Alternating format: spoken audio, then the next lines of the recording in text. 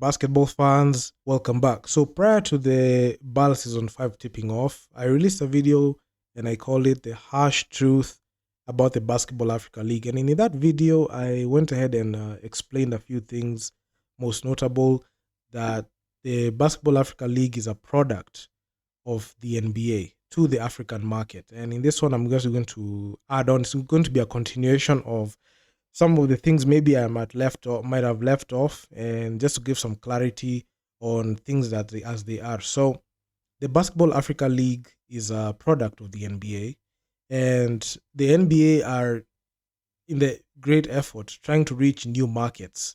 And the African market is very big and it's untapped. And with a population of 1.4 billion, they're looking towards how can we be able to capitalize off this market, and how can we be able to penetrate and add more content to our network, and also create a brand that is going to be accepted by the African market. And the African basketball federations in all the 54 countries, I can say they have not been the best. They have not figured out ways to be able to generate money in their leagues. A few teams here and there are dominating, mainly because of maybe they are owned by parastatals, or they are being funded by sponsors who are having money from other sources and pumping it into basketball. But if you look at the the way BAL came in, they didn't come in the most conventional way possible. I can say it was unconventional because they created a league, and when they created a league, they said, you know what, we're not going to select the team that is going to be participating. And what you're going to do is you're going to let you guys in your own federations participate and produce for us the winner of the main league. Then the winner of the main league will either have one of two things: either they have the direct qualification, or they participate to the road to BAL that will determine who's going to clinch a spot. So on the onset, when BAL came into the picture in 2021, and the league was announced in 2020, but because of the pandemic, the league was set forward like a year later, where it tipped off in 2021 in a bubble in Rwanda. And you could see the road to BAL happened in 2019. So 2020, there was a break because of the pandemic. Then 2021, it tipped off.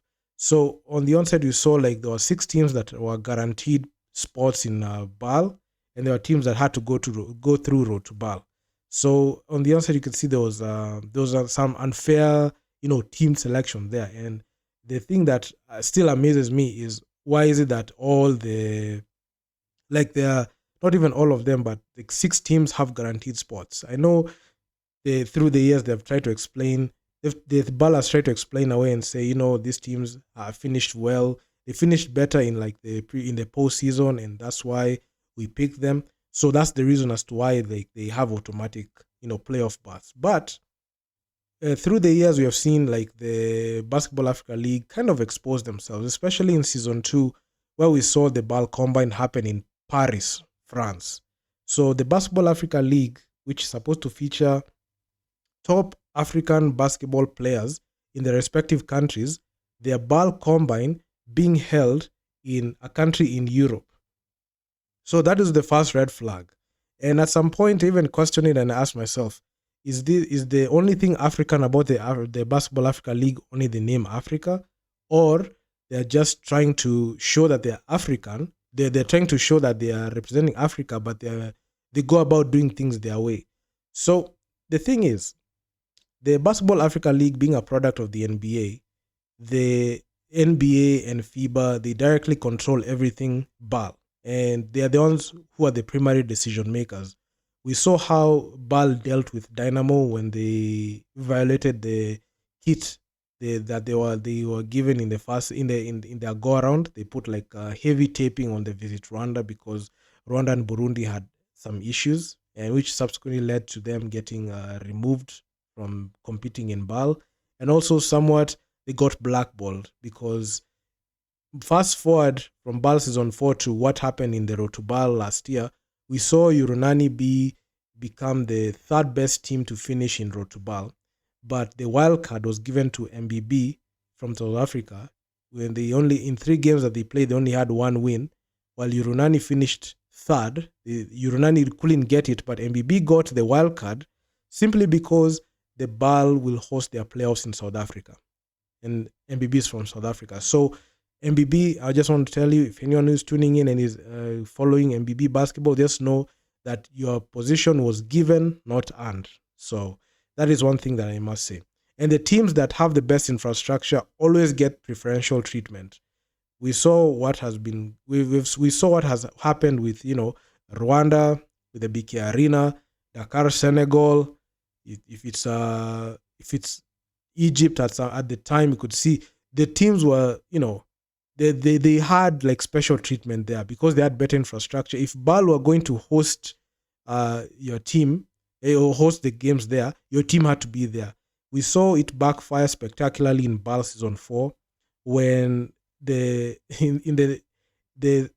Sahara Conference had a team that is supposed to be in the Nile Conference, and in this case we had APR playing in the Sahara Conference, and because the APR could not play in the Nile Conference because the Nile Conference it was in Egypt at the time. It was in Egypt, yeah. So when the Nile Conference was in Egypt, they couldn't put APR there, so they said let's just put APR in the Sahara Conference so that the Rwanda, the BK Arena, will host the playoffs. Hopefully they can make it, which they couldn't. So the thing is, BAL have been mangling things. And one thing that I even saw that was it was insane, was the fact that in the African continent, there's zoning. There's zone 1 to zone 7. So my country, Kenya, is in zone 5. So the whole continent, there are zones there. So the Sahara Conference supposed to cover teams that are in the Sahel region and North Africa a bit. The Nile Conference supposed to cover teams that are along the River Nile, that they're about. The Kalahari Conference has to be at the southern part of Africa. That's where we have, the Kalahari Conference. So there's no zoning because the Kalahari Conference, in their debut last season in BAL season 4, we saw a team from North Africa play in the Kalahari Conference. Well, ideally they're supposed to play in the Sahara Conference. So that was crazy. Then I thought that was crazy.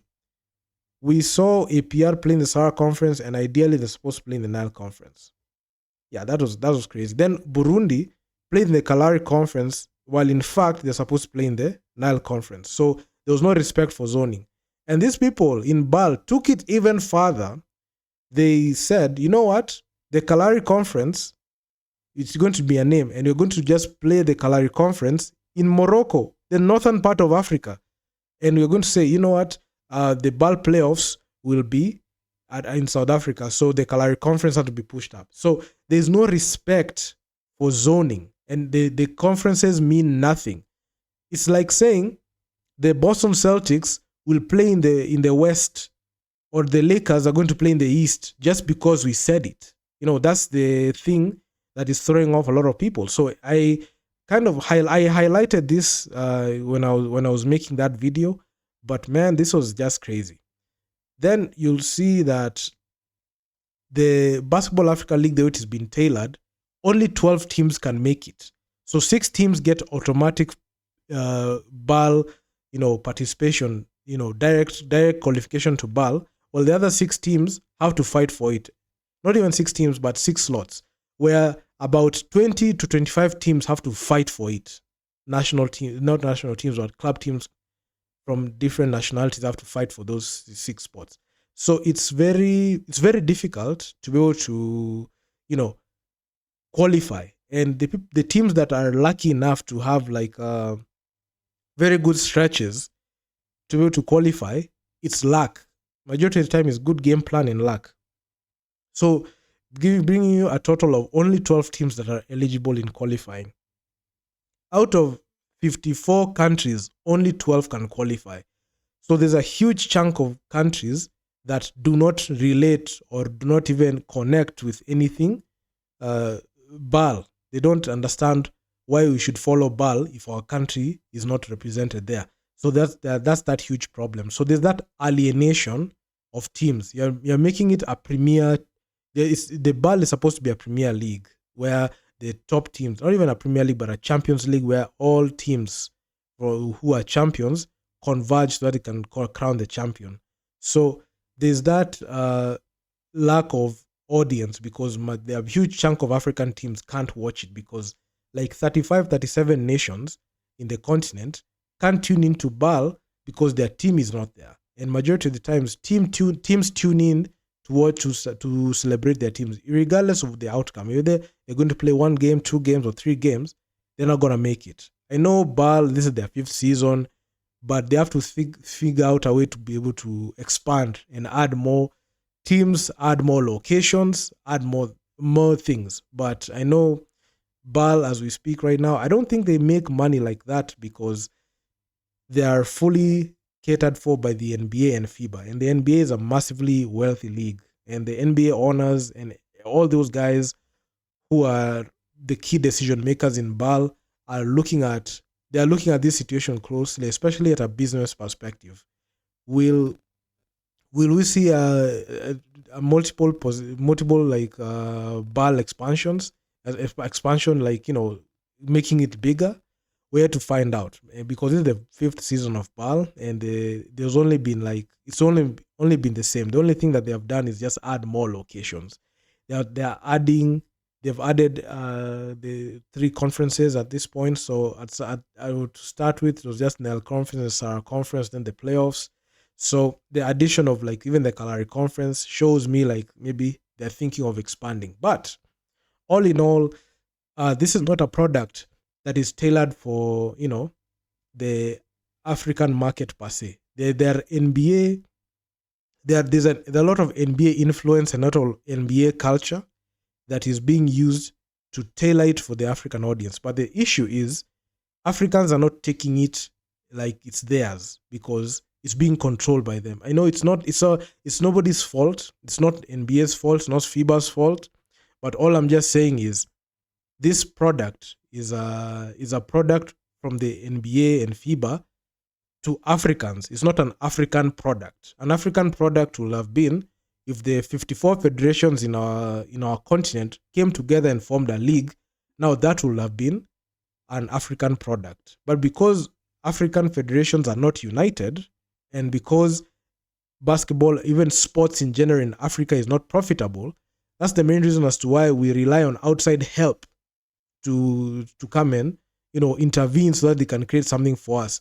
That is not for us, but is created by them to see if we like it. And okay, the reception has been great for BAL, but a lot of times, not too many people are that invested in it. And the reason as to why the NBA has been very successful in America is because the United States of America has 54 states, right? And all the 54 states, when it comes to traveling is easy when it's domestic. But in Africa, all of the flights are international because you're moving from one country to another. So there's the visa situation, yellow fever situation, traveling, hotels.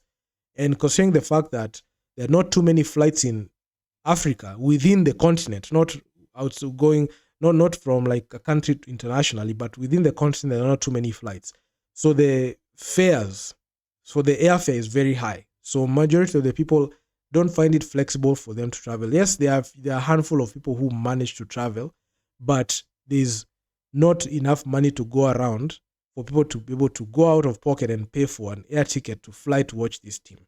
So that's the biggest problem. That's the same problem that has engulfed FIBA, because in continental showdowns, the arenas cannot be filled because people are struggling when it comes to getting airfare, getting visas, especially for countries that there's a visa on arrival or you have to apply for a visa online. So there's an issue there. So that is, and dealing with immigration is another headache because you have to go through that process. You have to pay for, that visa situation, you have to pay for it. So not many people want to go through that hassle.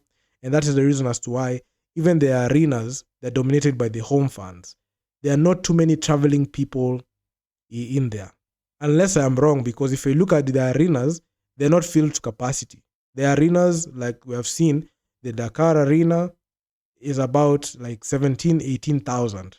But majority of the time, it's half full. The most I've seen this season was 9,000 people.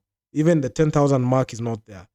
So even when it comes down to like even people coming from outside the country to come in and fly in and watch, there are not too many. And because that culture has not been engraved to the African market, it works in America because people in America, the Americans have created a culture of watching sports and using sports as a form of entertainment. They've gone there similar to what they do in the movies. But if you look at Africa, because of like the financial situations of Africa, people don't have that flexibility of flying. You can see even people don't even have passports, so they can't even fly. So the best thing they can do is watch the games through a live feed. And majority of the times, when you put the live feed on a paywall, they look to stream. But because BAL has not yet broken even or even made a profit, the games are free to watch on YouTube, on their YouTube channel. So that's the thing that makes, BAL visible. But all in all I'm just saying is the Basketball Africa League has a lot to do. I've seen they have made a few changes. They have added some match there. They have tried to make some few changes when it comes down to, even having people invested, but I don't think it's enough. And at this point, they have done their best. And I don't want to say that they can do more. I don't want to say a lot of things because there are things that they can do and the things they can do. And the limitation that they have, it's not something that they have manufactured. It's something that is there. And the way Africa has been historically, the colonizers from Europe made sure that Africa will never be united. And I say this with a heavy heart because you will see some countries were colonized by the French, countries colonized by Britain. So Africa is in itself can never be united linguistically because majority of people speak different languages. So it's very hard to have a common ground. And unless you're lucky, you're able to speak all the the top languages well and good, but not many people are able to, relate to that. And I can say this because when I was watching the BAL Sahara conference that was in Dakar, you could see the team Ville Dakar that I was following. You could see the interviews. They were doing them in French. I am not French. I'm I am Anglophone. I speak English. So it's very difficult to be able to go ahead and translate everything because there are some things maybe you can get lost on when it comes to like speaking, or it comes to like translation. You can lose some things, and also time consuming to do that. Unless you take French classes, you can be able to know. So there's a lot of things, and BAL, I can say, don't say they have a long way to go, but there are things that they can try to integrate differently. They have put like the streams open on YouTube that people can watch, but their whole selection process for teams to participate, that is where the problem is. My thing is every single year they should find a way to be able to add teams. They should be able to create a position. They have to go ahead and put them in a position where they can be able to add more spots for teams to be able to qualify. Because this whole situation where teams like 25, 26 teams have to fight for 6 spots is very tedious. And when your team gets knocked out, your urge or even like your need to even follow like what's going on in the BAL reduces a lot, and you're not able to even follow it. So it is what it is. So those are just my thoughts, just adding on to like that series where I made the harsh truth about BAL. I mean, there are a few things that were there, and I mean, it is what it is. So do drop me your comments down in the comment section down below. I know this video has been long, but hey, I just had a lot of things to say in this one. And like, share, subscribe to the channel. This is where all the BAL videos will be popping, and I'll be sharing them on links to the main channel, so you can go ahead and tap in on there. And I'm out. I'm gonna see you guys in the next one. Peace out.